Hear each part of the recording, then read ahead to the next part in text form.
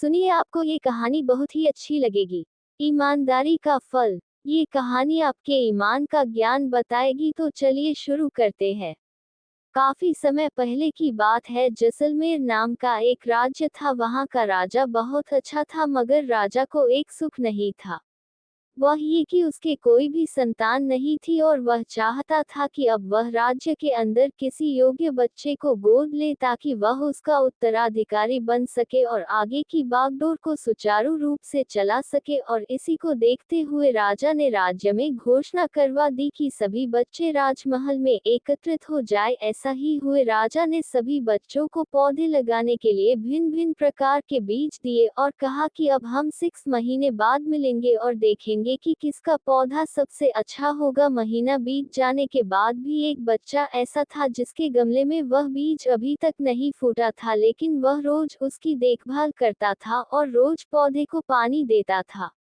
देखते ही देखते 3 महीने बीत गए। बच्चा परेशान हो गया। तभी उसकी माँ ने कहा कि बेटा, धैर्य रखो, कुछ बीजों को फलने में ज्यादा वक्त लगता है। और वह पौधे को सींचता रहा। 6 महीने हो गए। राजा के पास जाने का समय आ चुका था, लेकिन वह डर हुआ था कि सभी बच्चों के गमलों में तो पौधे होंगे और उसका गमला खाली होगा। लेकिन वह बच्चा ईमानदार था और सारे बच्चे राजमहल में आ चुके थे। कुछ बच्चे जोश से भरे हुए थे, क्योंकि उनके अंदर राज्य का उत्तराधिकारी बनने की प्रबल लालसा थी। अब राजा ने आदेश दिया, सभी बच्चे अपने अपने गमले दिखाने लगे, मगर एक बच्चा सहमा हुआ था क्योंकि उसका गमला खाली था। तभी राजा की नजर उस गमले पर गई। उसने पूछा, तुम्हारा गमला तो खाली है? तो उसने कहा, लेकिन मैंने इस गमले की 6 महीने तक देखभाल की है। राजा उसकी ईमानदारी से खुश था कि उसका गमला खाली है, फिर भी वह हिम्मत करके यहाँ आ तो गया। सभी बच्चों के गमले देखने के बाद राजा ने उस बच्चे को सभी के सामने बुलाया। बच्चा सहम गया और राजा ने वह गमला सभी को दिखाया।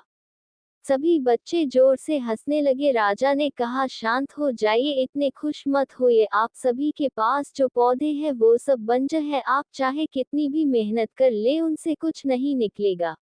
लेकिन असली बीज यही था। राजा उसकी ईमानदारी से बेहद खुश हुआ और उस बच्चे को राज्य का उत्तराधिकारी बना दिया गया। लेकिन हमें इस कहानी से क्या सीखने को मिला?